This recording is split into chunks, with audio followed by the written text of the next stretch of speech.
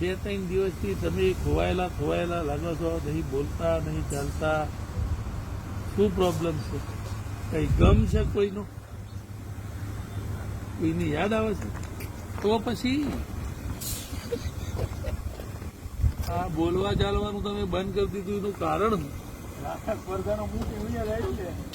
રાજા થઈને તમે આવા શાંત થઈ જાઓ તો પ્રજાનું શું થાય?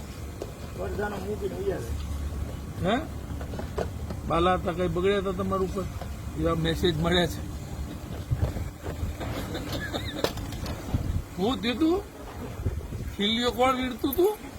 અરે કીડીઓ મકડીઓ લઈ ગઈ. કીડીઓ મકોડી કીડો મકોડો બધું છોટી ગયું.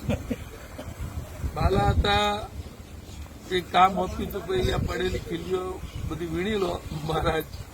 તો મહારાજ કે ખીલીઓ તો કીડી મકોડા લઈ ગયા. કોણ લઈ ગયું? એટલે તો હવે બોલવાનું શરૂઆત કરવા માટે શું કરવું પડશે તમારે?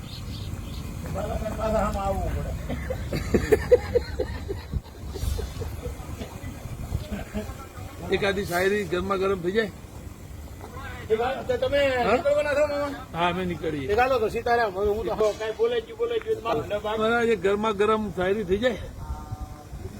ફરમાઈ દેડો એક. એટલે અમને એમ લાગે કે તમે મૂડમાં આવ્યા.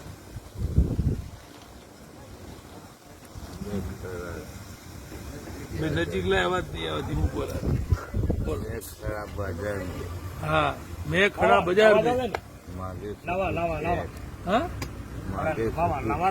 मांगे सबकी खैर, मैं खड़ा बाजार में मांगे सबकी खैर. मामा लावा ना किसी से दोस्ती ना किसी से बैर. हमारा मुकेश महाराज हवार में मूडમાં મેં લાવી દીધા है. અને અમારા આ એક આ પ્રભુજી અમારા લાડકા એ થોડુંક વચમાં મુકેશ મહારાજને ડિસ્ટર્બ કરી નાખ્યા, પણ ચાલશે, વાંધો નહીં આવે. એકાદું ગીત કોકની યાદમાં.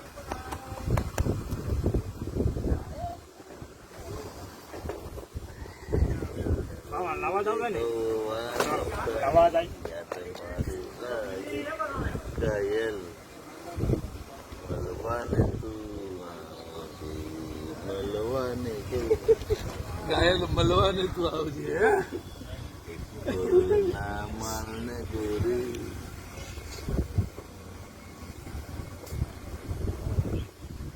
મહારાજ અમે મૂડમાં લાવી દીધા છે. 2 દી પહેલા થોડુંક બાલા હતા એ ખખડાઈ નાખ્યા હતા, થોડોક પ્રોબ્લેમ થયો હતો. ખીલીઓ બધી કીડી મકોડા લઈ ગયા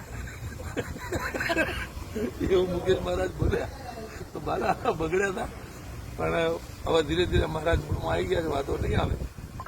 તો મિત્રો, જ્યારે પણ તમે બગોડા બાજુ નીકળો, મહુવા બાજુ નીકળો તો મીના હોટલની એક્ઝેક્ટ સામે સોશિયલ મીડિયા આશ્રમ પ્રભુજીઓની મુલાકાત લો. પોપટભાઈ આહિરનું ત્યાં એક સરસ સુંદર કામ છે. 2 માળ આ બધા 2 માળ બની ગયા છે. 3જા માળનું સેન્ટિંગનું કામ ચાલુ કરી દીધું છે.